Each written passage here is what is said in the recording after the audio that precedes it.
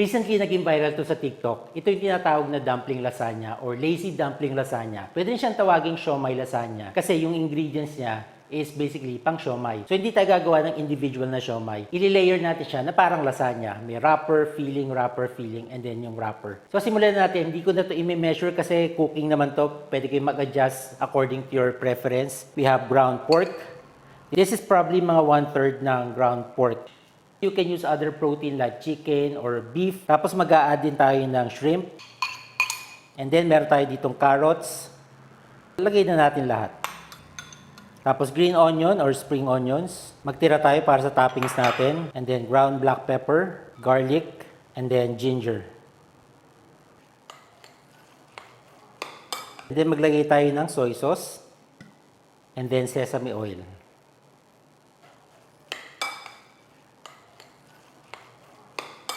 Lagyan natin ng chili oil.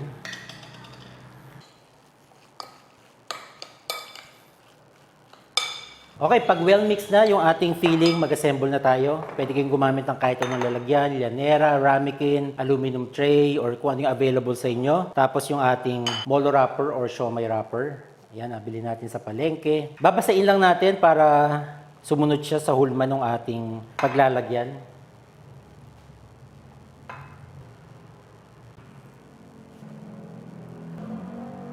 And then filling.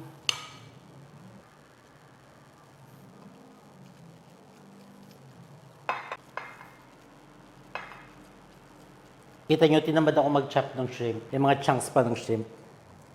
And then another layer over wrapper.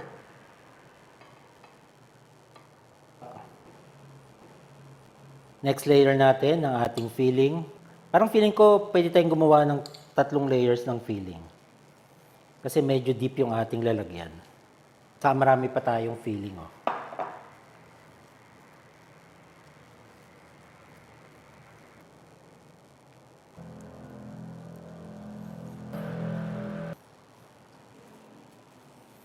And then last layer natin ng wrapper.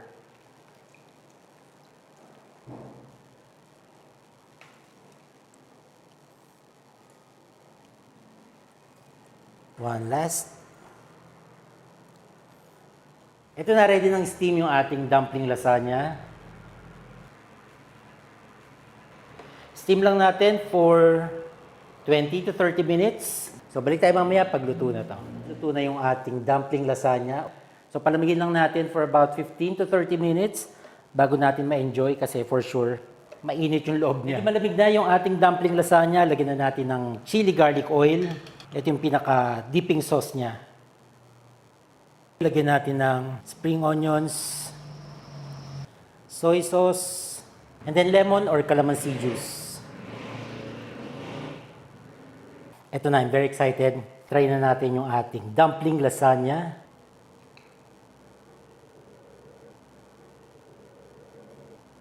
Okay, first bite guys. Let's go! Ang sarap! Ang sarap nga!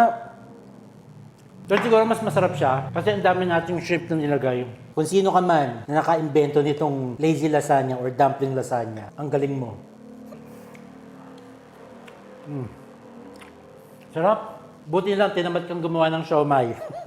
Ginawa mo siyang lasagna version. Hindi ko in-expect na ganito siya magiging kasarap. Siguro depende sa magiging timpla nung siomai filling nyo or yung dumpling filling. Ito kasi ang daming shrimp na nilagay ko tapos yung ground pork niya, halos wala siyang tabas. So lasang-lasa mo lang yung pagiging meaty ng filling. So yun lang ang ating video for today. Hope to see you next time. And thank you for watching. Bye-bye.